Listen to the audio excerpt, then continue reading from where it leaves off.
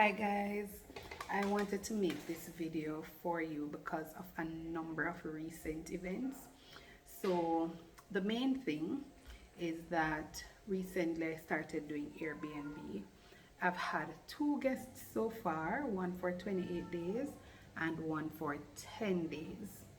The last guest checked out on the 10th of August and I got my light bill on for up the period up to the 3rd of August, which is when the second guest checked in, right? The other persons were there for July 3rd, I believe.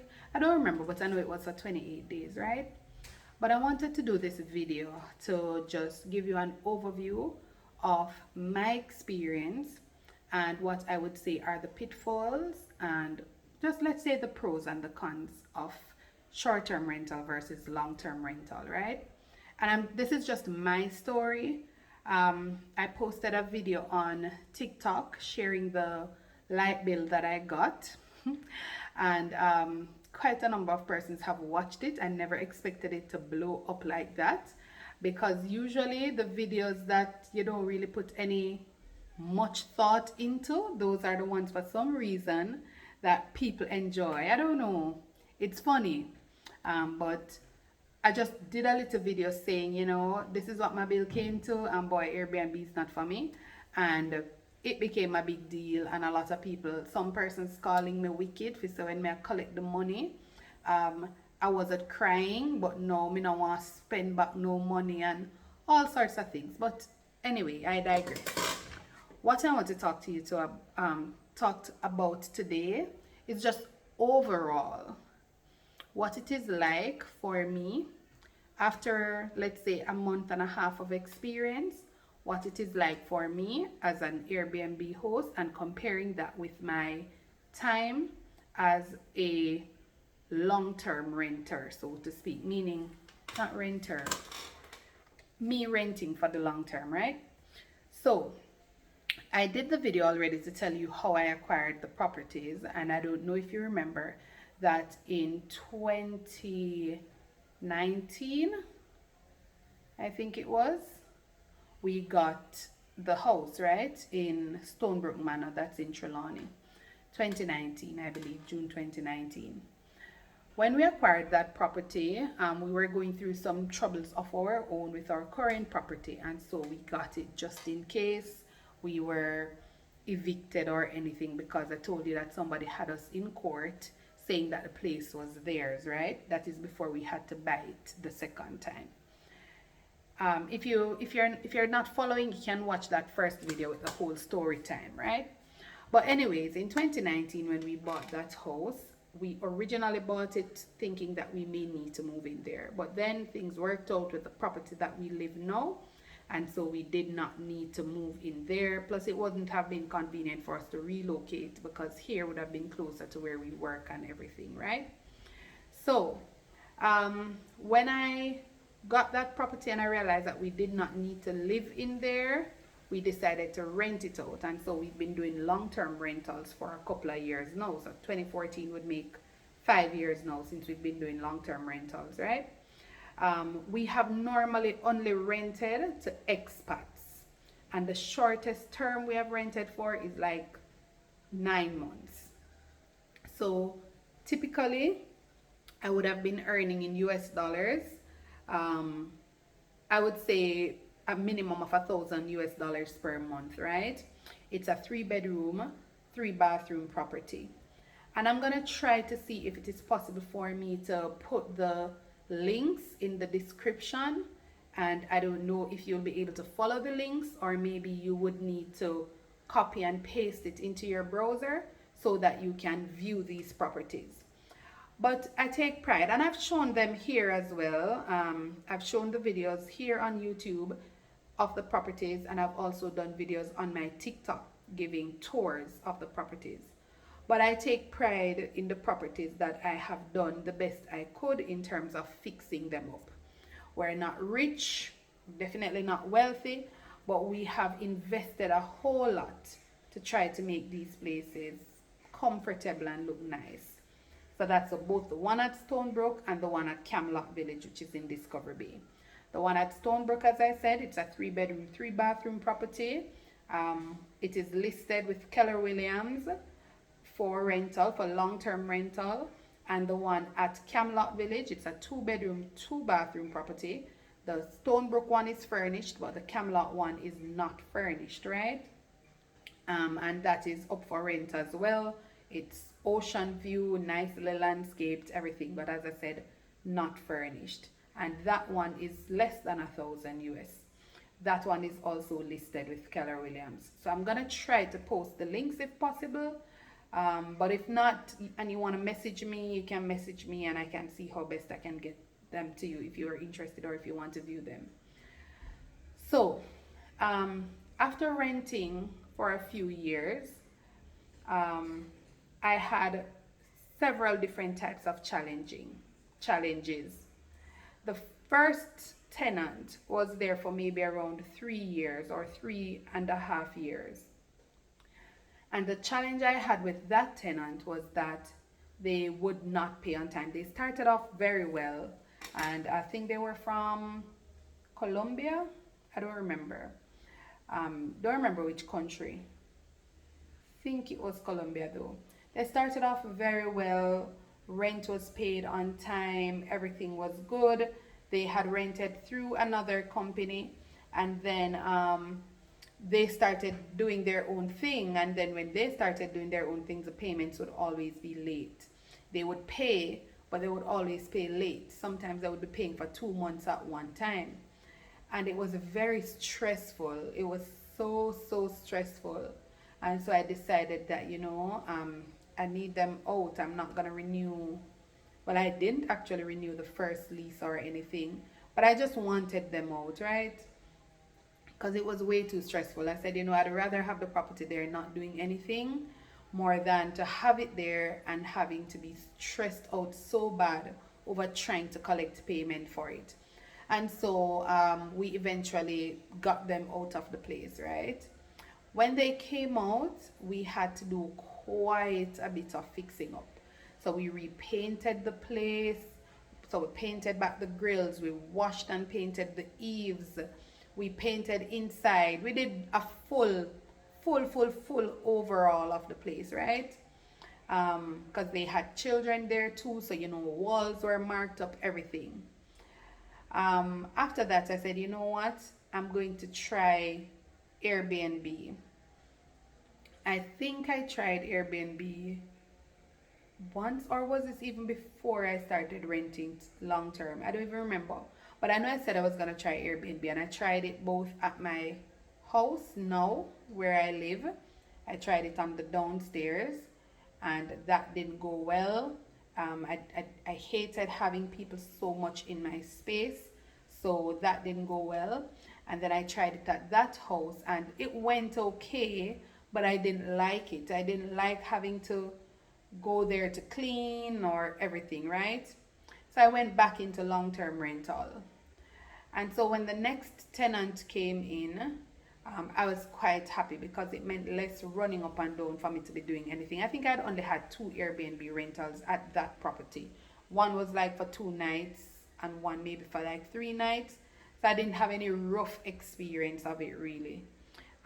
It was just very short-term stays. Fast forward now to 2024, right? Our tenants moved out. We had new tenants, and we set up the place for them. Now, when you're renting long term, there are certain things that you do not have to do, right? Or you do not have to get. So, for example, I had gotten an ironing board and an iron for the very first guests that we had staying long term. And I don't know if they left with it. I don't know what happened, but it wasn't there. Rugs, things like those. I don't know if just over time they got damaged and they just didn't bother to replace anything or what. But when we went back, nothing was there. So we now had to replace all of those when we decided to go into Airbnb.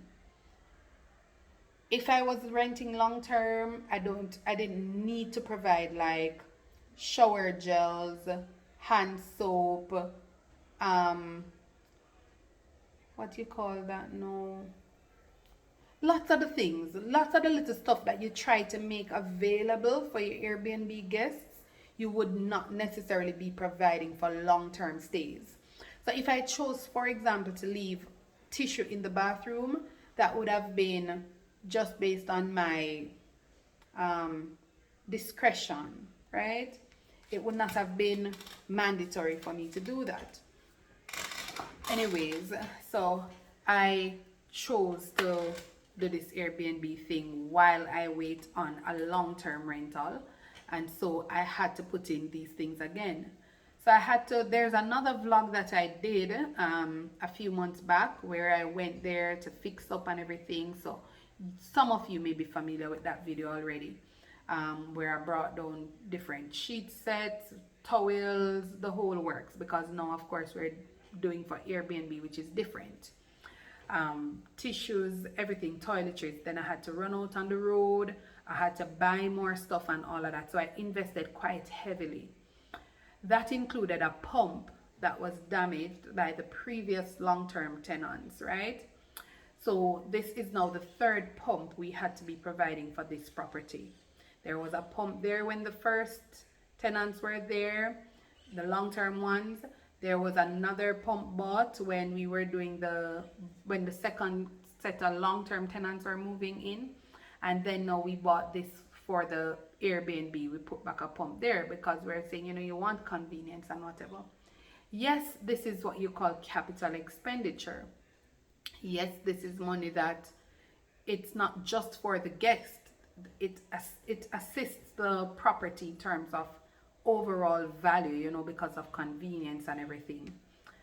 But it is not something that was mandatory, so to speak, right? Or not for right now. So if I was not doing Airbnb, remember the properties listed with Keller Williams, right? If I was not doing Airbnb, then I would not need to get that pump right now. Especially now it's back to school time, I would not have to get that pump right now. If I was not doing Airbnb, I would not need to buy a new clothes iron. I would not need to buy a new ironing board. I would not need to buy a whole supply of tissues, of fabric softener, soap powder, whatever, all the things that we would have bought and placed in that property. I found it very surprising that the persons in the comments on TikTok were saying, you know, you make how much money, because I told them this story that I'm about to tell you now. When I was signing up for the Airbnb, when I was listing the property, right? Airbnb had like a whole lot of different tips and stuff. They were walking you through the registration process and everything, right? So I was picking up an old listing that I had and modifying as I went along. So they said, I put in a price and I said, you know, I think maybe $150 per night is reasonable because that's a 3-bedroom apartment. It can hold 6 persons. They have access to a pool, to a gym, all sorts of amenities. It's a gated community. It's close to the beach, all of that, right? So I said, I think $50 per room per night is more than reasonable. So $150 for a 3-bedroom, that was reasonable. But then Airbnb has this thing where it's giving you like insights, and it's saying typically people in your area rent for up to a maximum of, like, they would say it's between $100 to $110 per night. So they're saying, you know, like, you might need to lower yours so that you can get bookings. So I was just going with the flow. I guess I wasn't really looking into it so much, but I'm thinking, you know, they have all the data, so they must be aware. So I was just gonna work with their insights. So I reduced the amount to $100. Then they showed me something about discounts, set a discount, you know, persons who do long-term booking, set a discount to encourage persons to book with you for longer.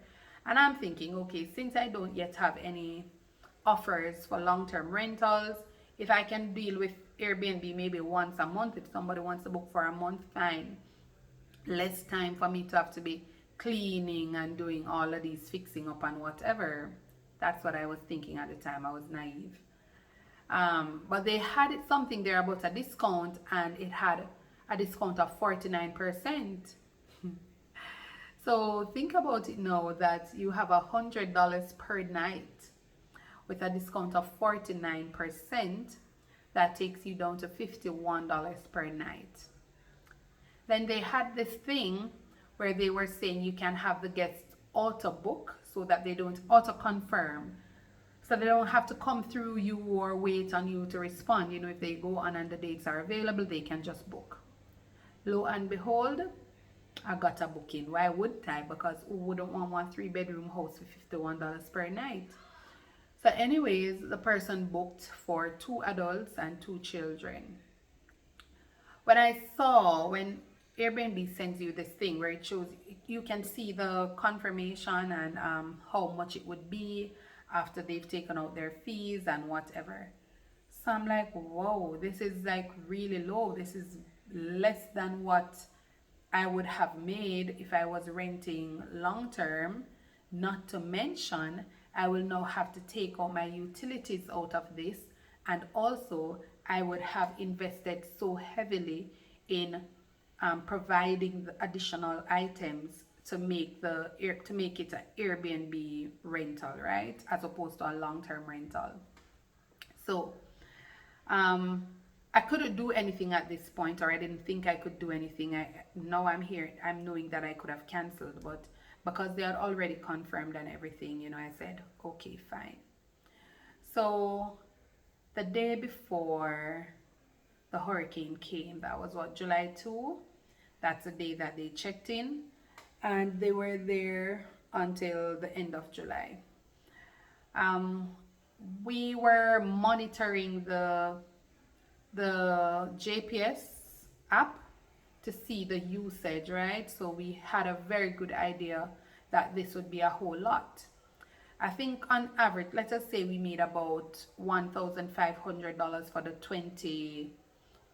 I think it may be a little less, but let's say it was about 1,500 US for the 28-day stay, right?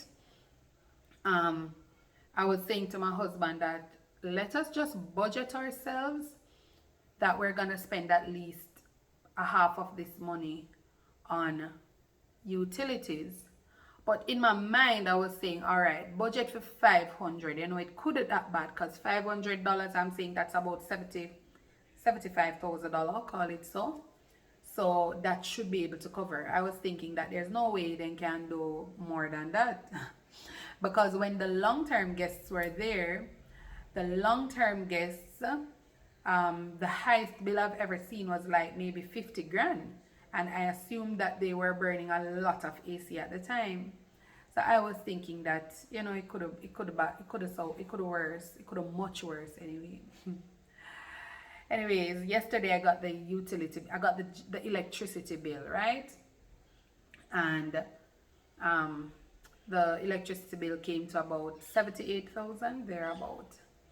So I posted this video on TikTok and I was saying, guys, this bill came and it is so much, and I feel like I want to cry because I never expected this. You know, I don't think this is working out for me, because, you know, I would not have made a profit. It would not be profitable for me to continue at this rate. I learned from my mistakes, and when I saw that booking for the $51, I had increased it and reduced the discount. So the second booking that ended August 10th was not as bad. I think I made about $900 for their stay, which is almost close to what I made for the whole 28 days. I don't remember.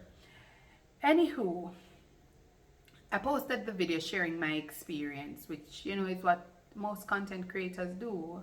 You share your experiences. I will never understand what people mean when they say why you posted the video. Like, if you respond to somebody saying something that makes absolutely no sense or something negative, and you respond, they said, so why did you post the video then? As though people should not be expected to use their brains. It's like, once you post a video, people should say anything, whether or not it is true, and You should not correct them. You should not clarify. You should not do anything. You should just allow them to say whatever they want to say, whether or not it makes sense. So there was this person commenting that I made $420,000, and when I was making my $420,000, I wasn't complaining and I didn't want to cry at that point. So I'm like, no, I already explained I made $51 per night. And I'm also going to try to see how best I can screenshot the things and put them into this video. No, the long and short of everything is that there is a lot for me to learn if I'm going to do Airbnb rentals. Do I want to do it? Do I want to continue? Absolutely not. If I don't have a choice though, then I would, because guess what? I still have my mortgages to pay. And so I will have to try to work the property whichever way I can to try to at least offset those expenses. Because to be paying all those mortgages without making anything, you know, I don't know if it really makes any sense. I mean, down the line, definitely. It's a long-term thing, you know, down the line, definitely. But for right now, it would be nice to be recovering some of the expenses, some of the costs that I would have incurred in setting it up and everything. So I have 3 different mortgages, so to speak, paying, because it's 3 different properties. One is not really mortgage, one is more like home equities. I have 2 different home equity loans on the current property that we're living, because I used that method to help me build this house. But I bought the other 2 properties through the bank, so I have mortgages for those. And as you know, mortgages are expensive, and I do not expect that I'm going to make back everything, right?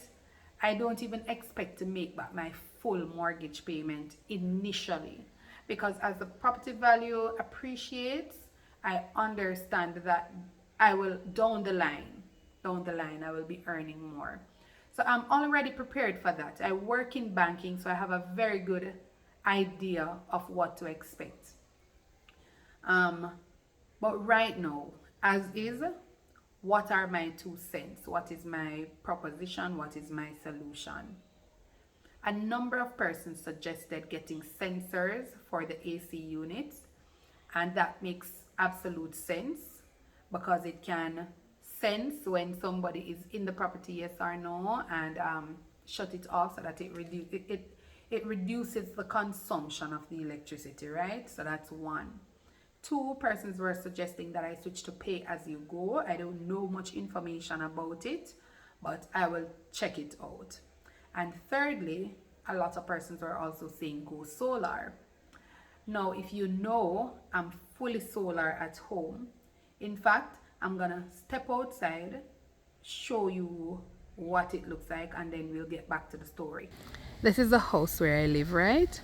So I'm looking at the roof now, and you can't see all the panels because some is on the other side, but we have 20 panels at home.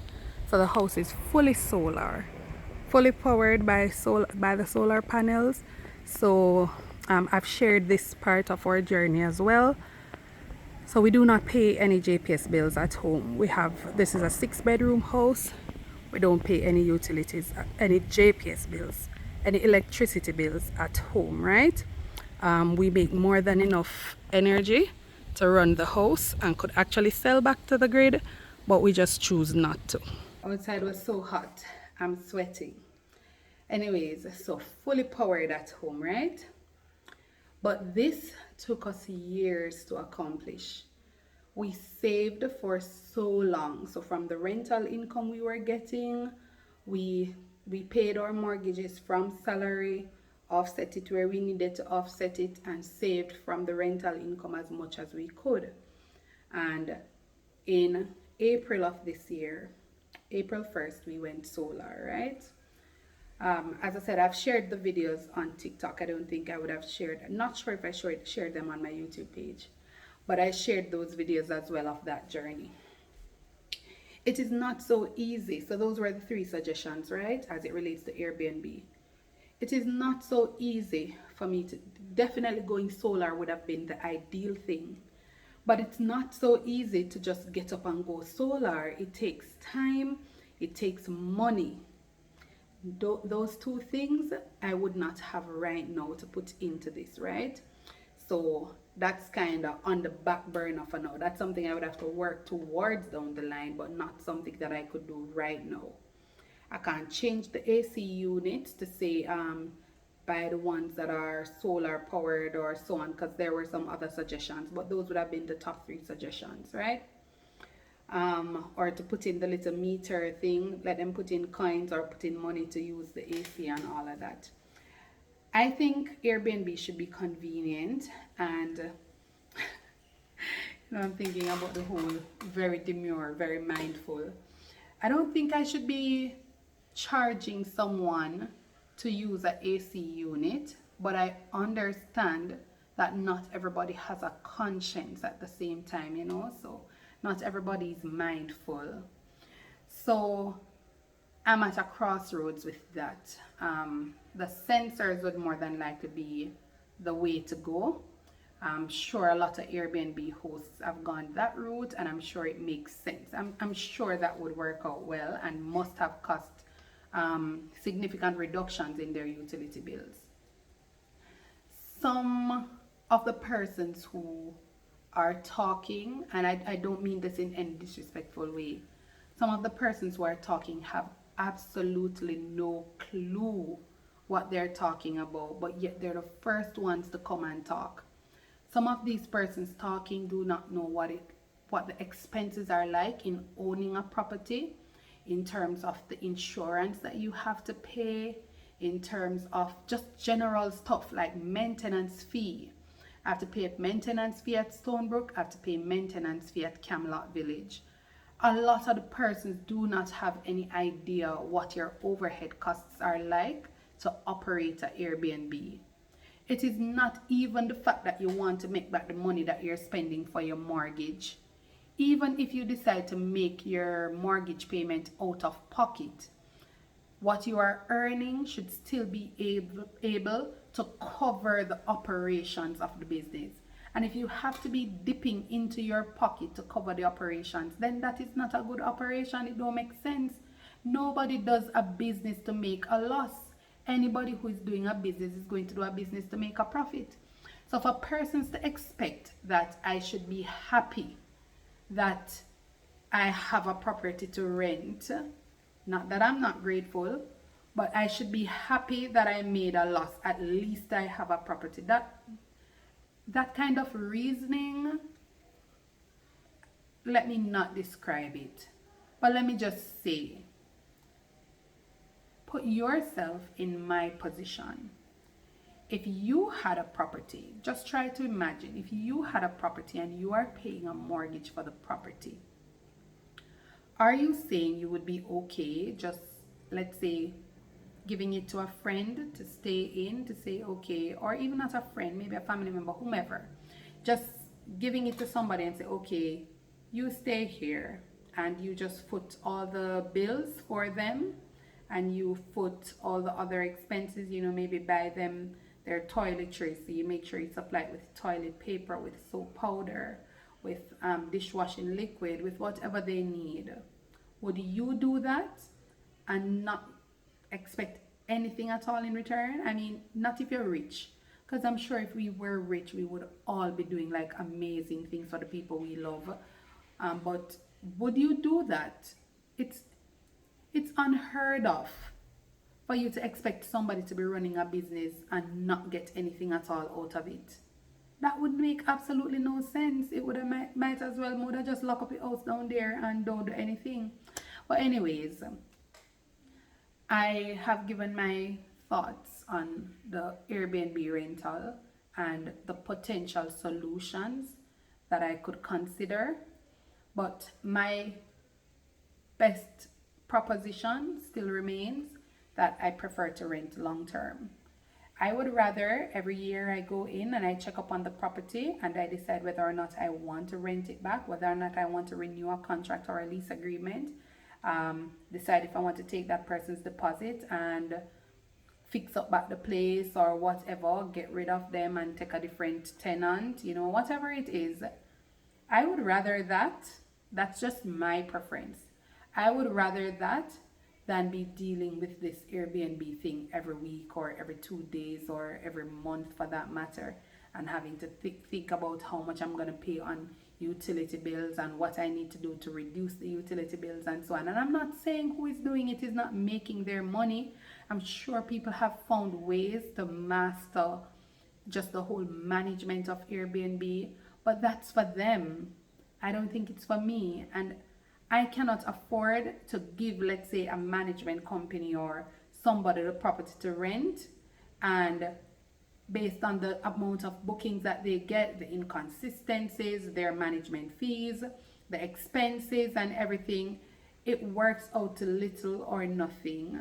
I just don't think it's worth going through all of that for. So I think I'm just gonna hold out for the long-term rentals. I still have the properties listed as I said, but I'm going to try to put all the links, the link to the Airbnb as is now, the link to the both properties that are up for rent, and I have a car that I'm trying to get sold. Still hasn't been sold. I posted a video on TikTok about it. I gave it to one of my friends who has a car mart in Ochi, but haven't heard anything of it yet, like anybody really interested. So if you watch this video and you're interested in buying a Subaru, I did a video about my car journey as well. So if you're interested in that, you can go watch it. That one is on YouTube. But if you're interested in renting any of the properties, long term, let me know. So I will try to post the links for you. To the persons, I'm not gonna call you haters, but to the negative Nancy's, you know, the persons who just love to talk and love to bash people, I'm trying to be really positive on this internet. I don't think I've done or said anything negative, and I don't think I will ever allow anybody to make me be who I am not, because that's just not the type of person I am. I try to be a positive person at all times, and I understand that I cannot expect everybody to be like me or to think like me. I would say that I'm very mindful, very demure, but I'm taking it as a joke.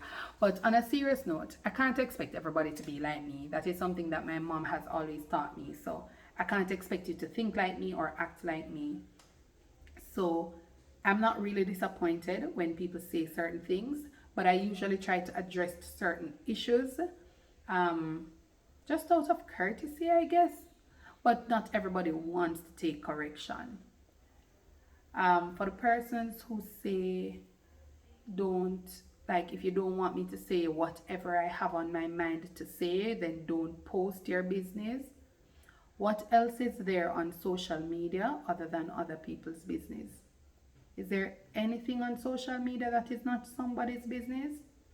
If it is, if I have it wrong, give me some content ideas that you would say is not somebody's business, so that I can probably do that too.